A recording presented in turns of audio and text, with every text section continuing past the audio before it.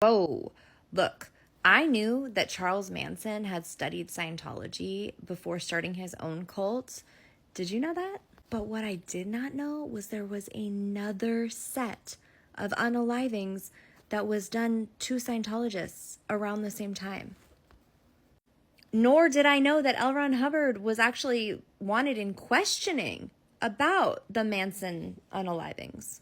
There's a fascinating newspaper article from 1969 that I am going to read here in a second to you guys. Please understand, obviously it's the Mansons, so like, trigger warning. Los Angeles, December 7th. Police are seeking help from Mr. Ron Hubbard, founder of Scientology movement, in their investigation of 3 more M's that may have been committed by the followers of Charles, quote, Satan Manson. Manson was a former Scientologist with a grievance against the movement, and since Friday's court hearing, the police feel his past may throw light on the unalivings. The latest victims in the string of bizarre unalivings which have shocked America are 2 women and a boy of 15, members of the Church of Scientology, California. After being brutally harmed, all 3 were harmed to unalive in ritualistic style. The bodies of Doreen Gall, 19, and James Sharp, 15, were found in an alley 100 yards from a Scientology commune in Los Angeles. Miss Gall was naked except for a string of Indian beads. Their right eyes were cut out. The 3rd victim, still unidentified, in fact, I'm going to follow up and see if they ever identified her, also had numerous wounds. The pattern of this unaliving leads the police to believe that she too was a Scientologist.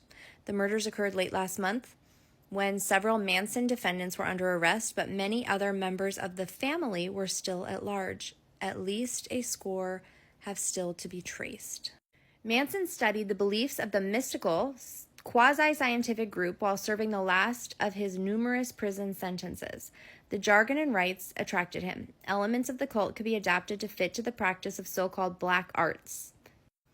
After release from jail, I'll have to look that up, he went to Los Angeles where he met with local Scientologists. With Gary Hinman, a well-off musician, and Dennis Wilson, leader of the Beach Boys pop group, he attended several parties for movie stars, and one of these happened to be, or is believed to be, a dedication of the Celebrity Center in Hollywood, California.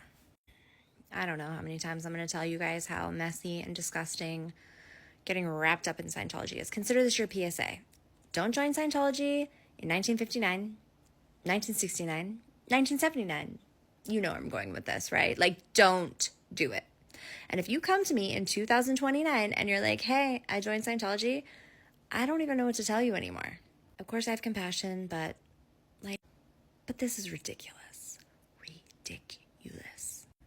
So now we've had Keith Raniere, remember him? Yeah, the NXIVM guy studying Scientology. Charles Manson studying Scientology. Oh, and we can't forget about the son of Sam's connections to Scientology as well.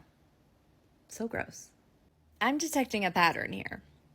There are probably other insane psychopaths like David Miscavige running Scientology, but I digress. If I have not made it abundantly clear, stay away from Scientology. Thank you. Goodbye.